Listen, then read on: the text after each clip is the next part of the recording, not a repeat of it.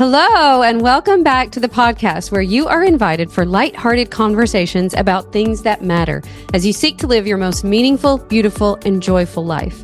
I'm your host, Dr. Edie Wadsworth, and I hope you enjoy your stay here at the House of Joy.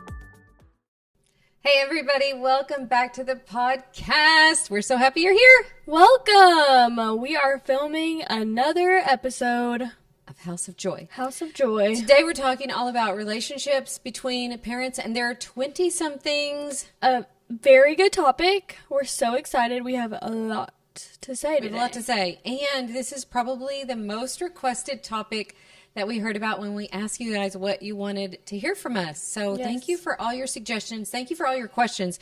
We actually are going to get to the questions. We're likely going to split it into 2 episodes. So the first part. Yeah, there's so many good questions, and we don't want to skip over shortchange. So we're actually giving you 2 parts. Yes. So we're excited. A couple of things make this podcast extra special. One is the topic. The second is, you guys, we're in the middle of a snowstorm here in East Tennessee. It's beautiful and crazy outside. Yes, it is. Probably snowed, 7? I would say 7 inches. 7 inches, which is like not normal. No. For this and area. That meant that our amazing producer, Katie, couldn't make it here. So we have an extra special producer in the house named Tom. Come on.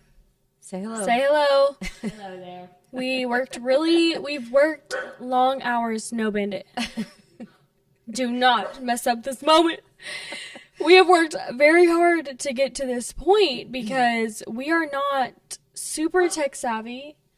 But we've done really well, Em. I have to give us credit. I think we've done well, and we've overcome a lot of obstacles. Yes, we have. And the fact that Tom even has a mic to talk Say into is a miracle. Yes, it is. And if you see and listen to this episode, that is a miracle itself as well. Listen, we've already recorded the whole thing, and Emmy had no sound. No sound. Oh! So now we just know what we're going to say extra. It's going to be a little more extra juicy. And let's just cross our fingers and we'll move on. Yeah. Okay. So we just got back from New York City. And I took my 3 girls to New York City, and we had a ball. So we thought this would be a great episode to record coming on the heels of that. Yes. Where we just spent, so much time together. We had so much fun. Yeah, we did. We laughed so hard. We walked a million miles. We saw Wicked. We saw Moulin Rouge. We had so much fun together. So I think it's coming on the heels of that. Also, as our confession before we start, I have to say that Mom got a little cultured. I got a little cultured. You guys, I haven't been in New York City probably in 15 years.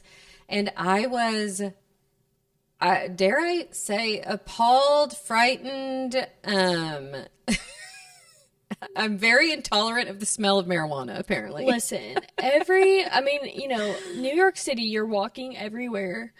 And weed is legal in New York, so people are just, smoking on the street. And I guess me and Katie, it's not that I'm necessarily used to smelling that walking down a street. That's not how life is in Chattanooga or in Little Bitty Bean Station, Tennessee. But I guess, I'm not shocked by it. And every time, not kidding, every 5 seconds probably of us walking down the street, Mom would be like, oh God, it's why did they do that? Are they just smoking right here? What is this? Being just a little dramatic. But listen, it was something else. It did keep us entertained because the girls kept laughing so hard at me because of that, and I would become conscious of it and try not to react. But then you could just see your face. Every time I would get a whiff, I would just look at Mom, and she's like. But me and Katie tried, I forgot to tell you this, we tried to preemptively get a video of you every time we would smell it. We would try to open up our camera and video your reaction, but you were too slow on the draw. It was too quick. It was happening so often that it was it was too hard, but it was a lot. Needless to say, I'm back. So glad to be back home to the fresh air of Bean Station, Tennessee. Okay, so we're going to dive in. this is a topic that is near and dear to my heart because Stevie and I do have a lot of kids that have gone through all of the stages of life. This is one of my favorites. I have to say, I love this stage of life, getting to be a parent, to, have like front row seats to your lives and to get to watch you guys as you blossom and become everything that God made you to be. Like, I love this stage so much. But I know, we have had struggles with, some of our kids and all of our kids at various points probably.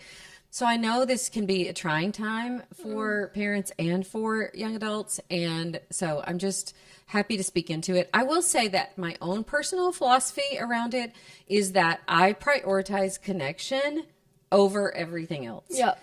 And I think that is probably what allows me to enjoy this stage so much, is that I think over the years learned more and more to drop the expectations that I have of what their lives should look like and just enjoy who they are, enjoy as much as I can getting to know them in this stage, even however we can help them in this stage. But I think prioritizing connection has probably been the thing that has allowed for what I feel like are really like healthy, thriving relationships. Yeah, I imagine. I was just thinking, like, I am not a parent, but I imagine that it's hard to go from, a little kid when you are in control of what they watch, what they listen to, what they do, who they are with, and then for that slowly to just change. And then as your child goes to college, it's like suddenly you are not in control of any of those things. And I am sure as a parent, it's hard to all of a sudden switch your mindset. In high school, I think it like starts to slowly, but they're still in your house. So yeah, I can't imagine how hard that is from that perspective of watching someone maybe make decisions that you might not make or you didn't see for your child. I'm sure it's hard to then just like completely relinquish all of the, control. And I think too, what that helps me see is that one of the things that really helps is to see the other person's perspective. So you're like really trying to see what it's like to be a parent. Like, you're trying to see it from my perspective.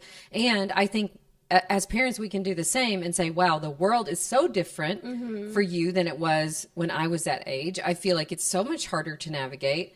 What we've all collectively been through since 2020 has made it harder to navigate. The financial situation that people find themselves in makes it, I know there are studies on this that have made it harder for young adults to launch and, be on their own and more and more. I think the highest rate since before World War I, or maybe before the Great Depression, are people still living with their parents, well into their 20s. So it's harder for people to... Yeah. And so I think there are a lot of things that make it something that's really top of mind for a lot of people. And so we want to speak into that. Obviously, we're speaking from our experience, and I realize there are outliers. There are, we're going to talk about some of the struggles that we had, but obviously there are people who are in much worse situations where their kids are struggling with much worse things. And then we heard from people whose parents like the young adult would go, well, what do you do when you're more of the adult than your parent? And it's like, me and my sister Ellie, we're 18 months apart, and we have very different experiences of our parents. So it's always going to be very different situation. Yes, very individualized. I know for me, like, I was always kind of the child that, I wouldn't say problem child, but probably the child that, you've had a lot of kids. And you definitely always wanted to fit in. Yes, I always, of course, we were homeschoolers, so that didn't help you. Pretty much all of my life, we did things differently, and looking back, I'm so glad for that. But in high school, and especially the beginning of college, it's really hard because, especially for my personality, I'm just a people pleaser. And I like parts of myself that come from that, but what does stem from that is I do follow the crowd, and I do I have a tendency of just wanting people to like me. I want to be loved and I want to fit in. You want people to think you're normal. Yeah. And I honestly don't even think it's like, I don't want to, I mean, obviously everyone wants to be like cool, but I think it stemmed more from me wanting to be normal. Yeah. And almost overcompensating to be normal. Yeah. Because the friends that I had in high school just, you know, I think it's pretty normal to drink and do all the things. But as I got into college, I just, you know, and we kind of talked about this in our last episode, but kind of just disconnected myself from you and Dad. Yeah. Because I was so guilty myself of what I was doing. But I always appreciated the approach that you took in those years, especially because I know now that we've talked about all of that, that you knew deep down in your soul that I probably wasn't doing very good and probably wasn't making the decisions that were necessarily like great for me and great for my future. But Mom never pushed super hard and never came at me with judgment or, you know, your kids are smarter than maybe you think. Like, you can pick up when someone is coming from a place of like judgment versus love and unconditional like care. Yes. So I think that really helped me in the long run be able to come back to you, because I knew that you weren't judging me. You were coming at it from a place of love. And you never actually really even straight up like asked me like, what do you do? No. Are you doing these things? It was more just every time I came around, I felt just as loved, just as cared for.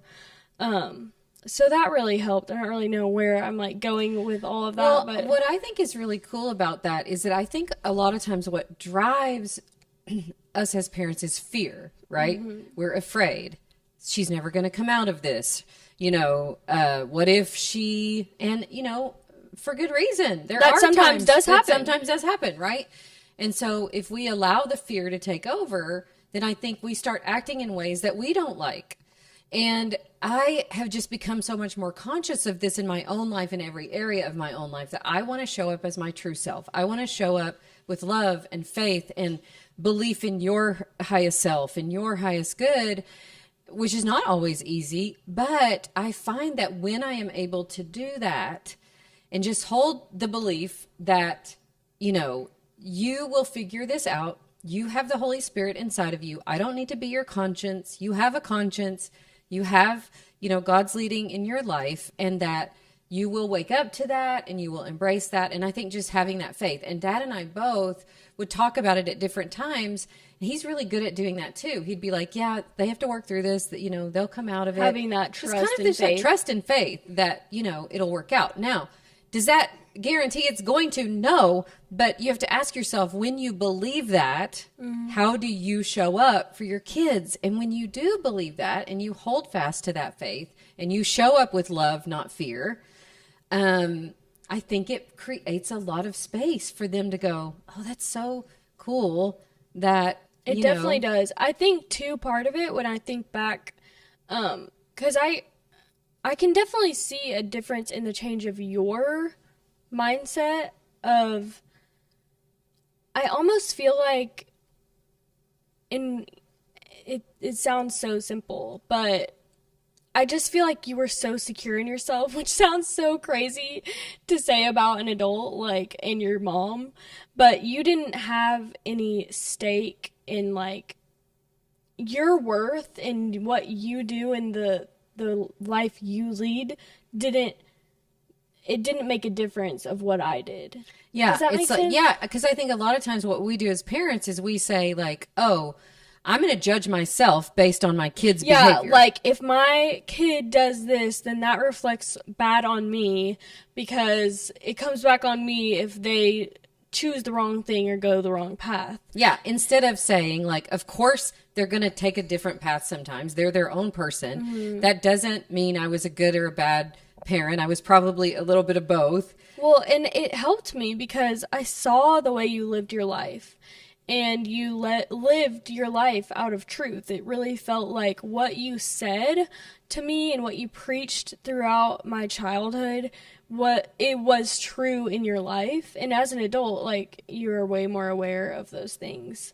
Yeah. But because I trusted that, at some point I started to like see that, wow, what she said to do, what did have my best interest at heart, it did make me, when I was kind of strayed away from the truth of my own life, it made me come back to it, I think, a lot faster, because I had a real trust in what you had told me and trust in who you were in your life. It's not like you had said things and then done differently. Yeah. Like, I really trusted that, wow, well, Mom lives her truth, and she did always tell me, like, you know, you always did warn of those things that could make you, you know, falter. But I don't know, having that strong foundation, watching you, you know, live in the truth of what you always, it's like practice what you preach. Yeah, live what you believe. Yeah, live what you believe. It did help me, like, realize that's what I want for my life. I want to feel as good on the inside as I look on the outside, because for so long I really was so dark, and I don't think people really knew, but I craved what I saw in you. So, like, and I think that only comes when you are really living, when you were really living from your truth. Yeah. And so, and I think too, one of the things that we've talked about, which I think is really interesting, is it's so easy when your kids are going through something to sort of have this sort of fatalistic, all or nothing, oh my gosh, they're down the wrong path, they're doing all of these things, they're away from the faith. And I think in both cases of the adult child and the parents, it's more nuanced than that, because you did have parts of your life that were dark back then, but you were also making good grades and doing things in the sorority, and you know, you did like an Alzheimer's walk and raise money, like you were doing a lot of good things too. And I think it's so easy to focus in on what we see as wrong, or what we see as the path that they're following that's not good. And I think, unfortunately, continuing to focus on that doesn't help anybody. It doesn't help me in my connection to you, because I want to stay connected to you. So I'm always asking myself, is the way I'm thinking about this person helping me be connected to them? Well, and it's also like, when you're looking in any situation, no matter how, you know, how matter big or small, when you're looking for the bad, that is what you'll find. Yes. And the more, I'm sure, you tried to focus on, you know, what is she doing? Why doesn't she call as much? Like, she looks, whatever it is. Yeah. That's what you're going to find. And it's not like you shouldn't, I don't want it to come across as like you shouldn't care about the bad, or, you know, your child going down a wrong path. Like, it's good to care about that. Yes. But and going about it, of course you do, but going about it in a way where I really truly felt like there wasn't anything I could do that would separate us. Yep. And I think that really helped me want to come back to y'all. Yeah. I'm curious, Em, if somebody's listening to this and going, okay, like, so what could I do? I know 100% that my child is, you know, that my 22-year-old or 24-year-old is down a path that's not good for them. Mm-hmm. I can see there's evidence of it. And how can I help? How can I show up in a way that does something that helps? Yeah, I think, like, just continuing to love that person. Obviously, you do love them, because they're your child. And I think there can be two ways, and I've seen it differently with just having adult relationships and seeing my friends' parents. Like, I've seen it where it's a little, like, what is the word? Like, suffocating? Yes. Where a little bit of a helicopter, where it's like, it's coming, you know, it's trying to come from a good place, but, you know, your kids are smart. Like, they can tell when you're really just coming from, like, a place of wanting to fix something, or wanting to control them, or out of fear. But then, you know, there is another side of it where you know, your kids also want you to care, you know, at the end of the day, they want you to be in their lives, and they want you to, you know, so it is a balance, I think, of like, and it's obviously going to be different for each situation, but I think what y'all did really well is like, you wanted to see me, you wanted me to come like home, and maybe I didn't at the time like want that, and I didn't really want to be as connected at the time. But that was something I had to work through. Like, I don't think you coming and sitting me down and having like a heart to heart would have really helped my situation. I think it was truly something I had to figure out on my own, and I think the way that you handled it helped me figure out how to get there. Kind of like giving you a little space. Yeah, giving me space. Knowing, like, we're here, we love you. You did what you had to do. Like, I mean, we joke around about you being strict or about you, you know, the funny parenting moments. But for the most part, like, y'all raised us in the truth, in the word, and we knew, you know, I have a foundation. Yes. So I think, like, trusting that you did your job. Yeah. And it will bring them back if that's what is meant to happen. Yeah. And I think for the parents too, remembering that one of the things that I teach my clients a lot of times is sometimes we can be so down on ourselves if our kids do go through really hard seasons or really hard things. And one of the things that I like to remember is this was always going to be part of their journey. Yeah. So I could say to myself, I feel terrible that you fell into drinking too much and smoking marijuana in college and all the things. But also, can I trust that was always going to be part of your journey, and it was going to be a part of your journey that helped you get to a place that maybe you couldn't have gotten to before, that gave you a much more appreciation of... Yeah, I mean, I feel like now in my life, like, as much as I look back, and we kind of talked about this the other day, with, like, some regret about the choices that I ended up making at the time. Yeah. Like, it was necessary for me to feel the way that I do now, which is, like, a lot more secure in myself. And, like, our relationship is so different than it was at the beginning of college. Like, we just have so much more fun. It's so much more open.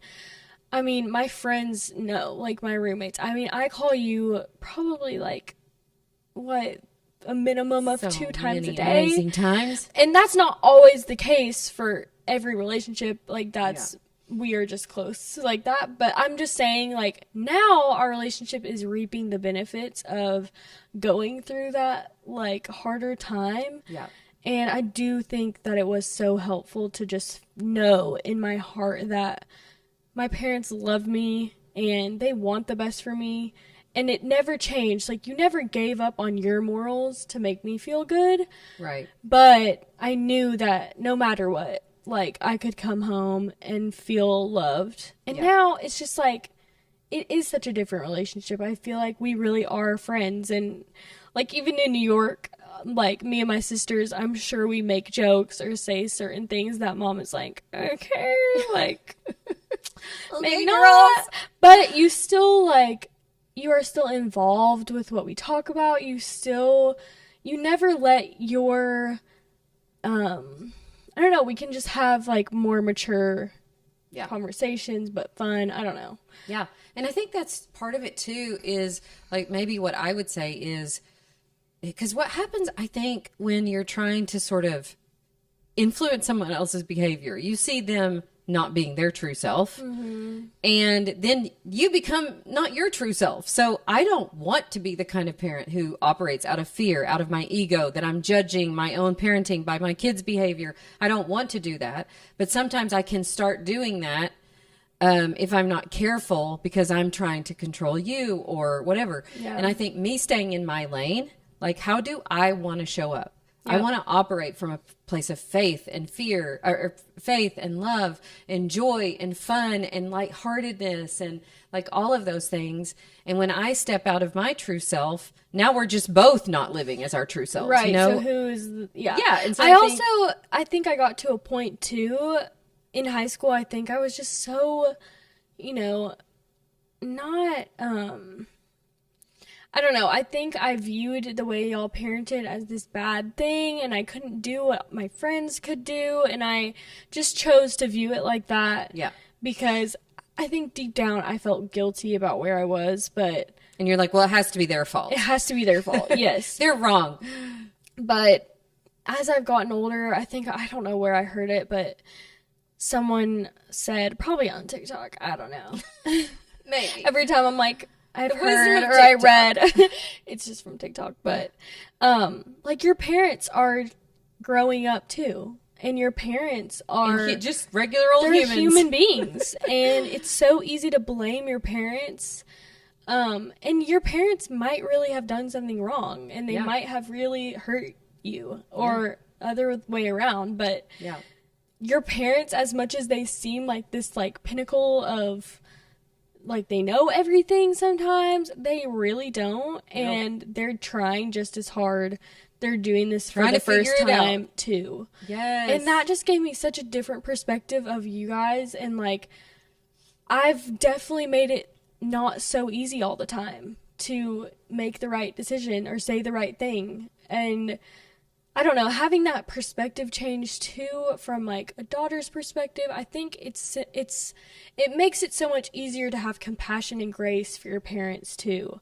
Yeah. Because it's not easy. Right. To like, especially I think back to how I treated y'all and just like some of the times where I did just blame y'all so much and maybe not even on outwardly. Right. But just harbored this like, why do they have to be that way? And like, yes. Yeah. But a lot of the time, like your parents do have the best intention. And I think as I've gotten older, I don't think it's like necessarily like I didn't get to this point until like probably a couple years ago, but we're able to have those conversations about like, oh, when you did that, like it was kind of, you know, and it's open and it's honest and it's seeing both of each other from our own perspective. And I mean, you guys have said many times that like we joke about the homeschooling years, and you've said many times like, oh my gosh, Mom. And I look back on it and go, oh, I was so uptight. Like, I was so nervous that I wasn't providing the right education. So I was like, we have to learn Latin and we have to do all this memorization and we have to do this. And if I could tell my younger parenting self, I would just say, lighten up. Lighten up. It's going to be all fine. Because I do think, like, I think me and Ellie just did have different, like, experiences of that time. But yeah. I do think I felt some of that in a different way than now. You are a more sure of yourself. Yes.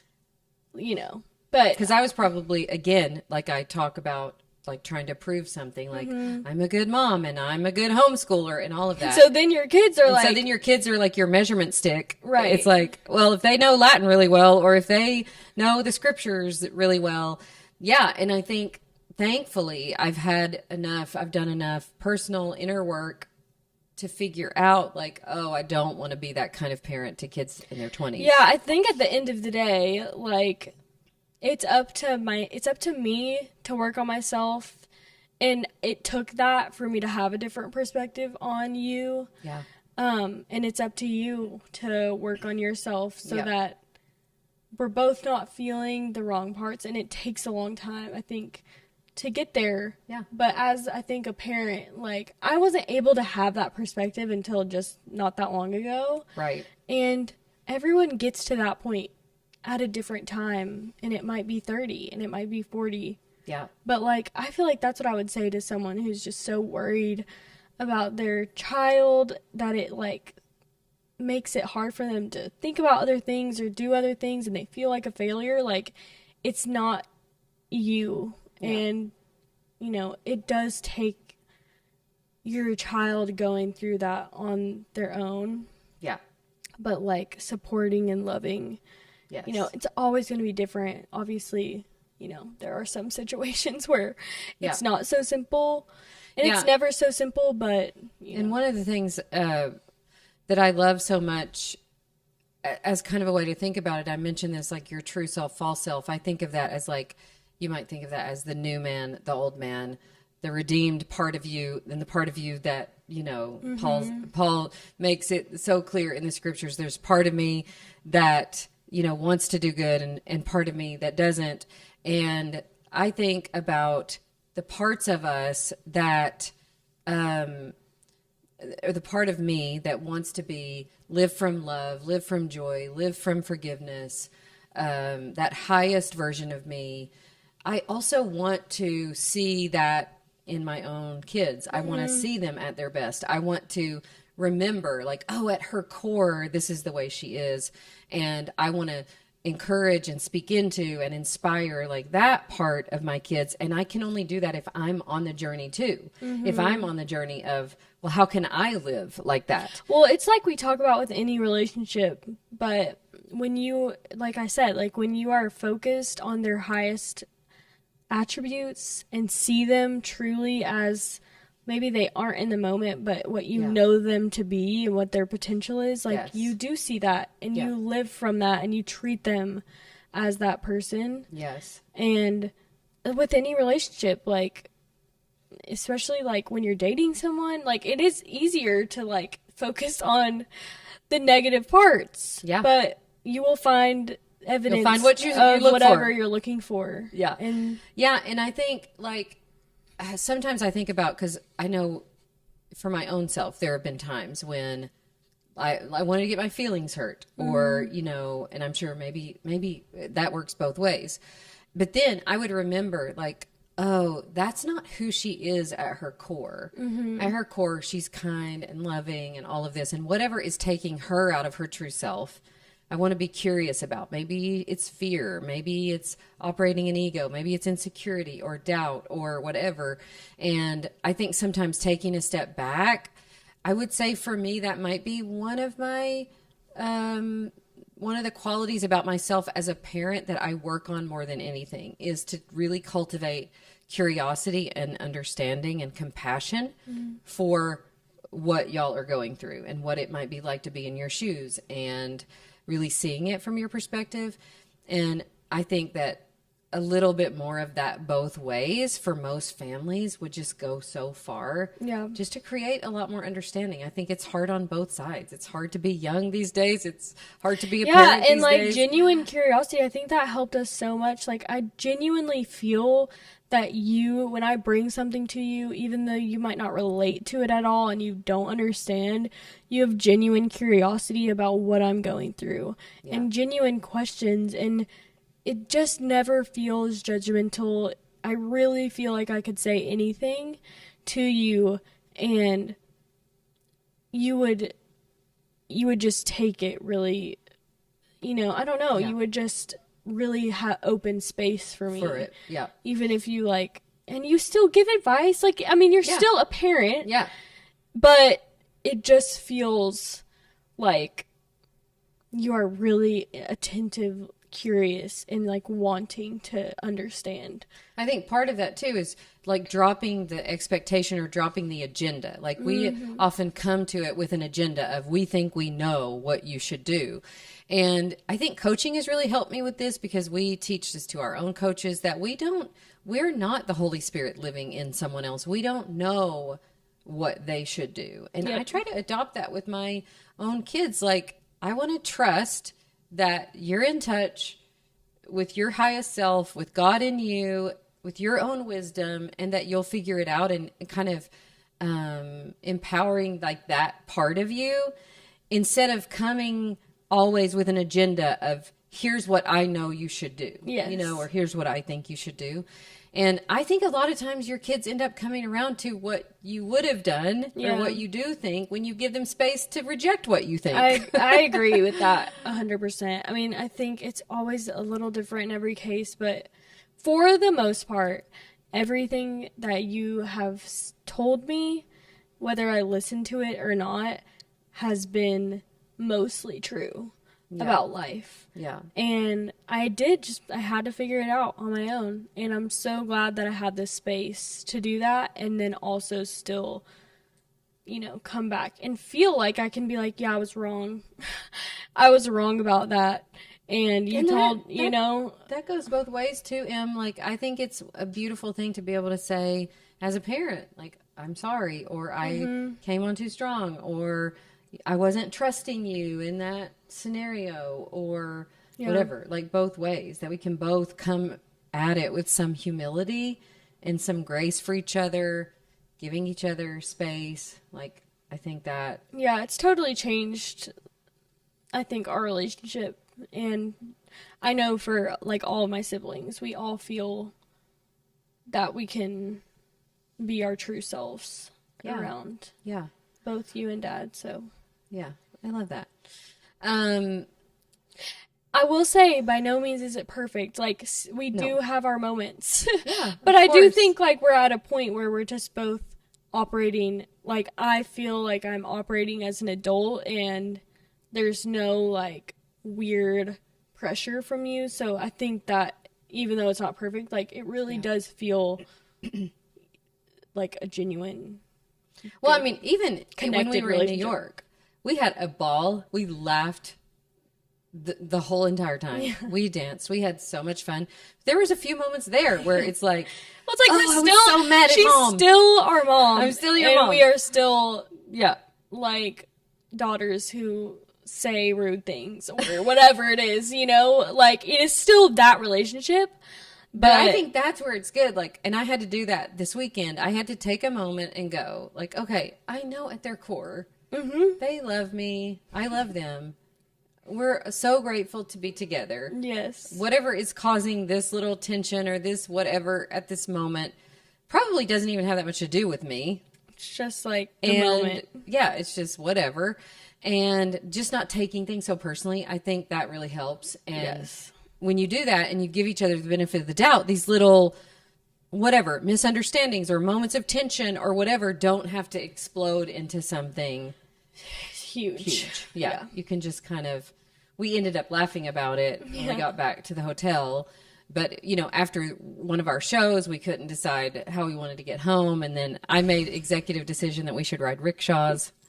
And the girls were not happy with me. It was a tense moment. But yeah, we laughed about it afterwards. Yeah. So I say all that to say that I think the two things that I would say are stay connected. Like, for me, that is the thing. So I'm always asking myself, is the way I'm thinking about them connecting me to them? Is the way I'm acting toward them connecting me to them? Because really what I want at the end of the day is to be connected to you. And I think when you prioritize that, a lot of the other things fall away. And then the second thing that I would say is just like lighten up and enjoy each other, because you can spend so much time in your head figuring out what you think, who you think they should be, what you think they should be doing, and what you miss out on is the moment right now, who they actually are right now. And I don't want to miss out on that, because this is such a fun stage. I have had so much fun. You guys are hilarious and funny and like my favorite people to be with. And literally, I feel like all four of you, Taylor, I mean, I don't know. I just feel like you all could be comedians in your own right. You're really, really funny. And in turn, like, it's just hilarious because now me and Ellie will like look at each other and just be like, oh, we just love mom or we just love dad. Like, you guys do that to dad all the time. Of like how much I just like want to squeeze you guys, and like that was not always the case. No. So anyways, I hope that's been helpful to hear. We are going to do a part 2 of this episode where we dive into your questions, and we're going to cover things in that episode. Like, a lot of the things that came up was when you're still supporting your kids, or when they're when your adult kids are still living in your house, or when there's conflict. And yeah, I think some of the other perspective of when you feel like your parents aren't as mature as you, and when you feel like your parents don't understand you can't relate. So a lot of good stuff. A lot of good juicy questions coming up in part 2. So we can't wait to see you there. I will say this, you guys, it helps us so much if you go to Apple Podcasts or Spotify and follow us there, or maybe subscribe, whatever it says on the place. Whatever it says there. And then leave us a little review. You can leave questions there. So if there are things that you do want us to cover, if you think of questions even related to this episode, leave them in the review section, and we will check that and do as much as we can to answer the questions you have. We have so enjoyed creating this together and hope you enjoy it. Share it with friends, and we will see you on the next episode of House of Joy. Yes, thank you so much.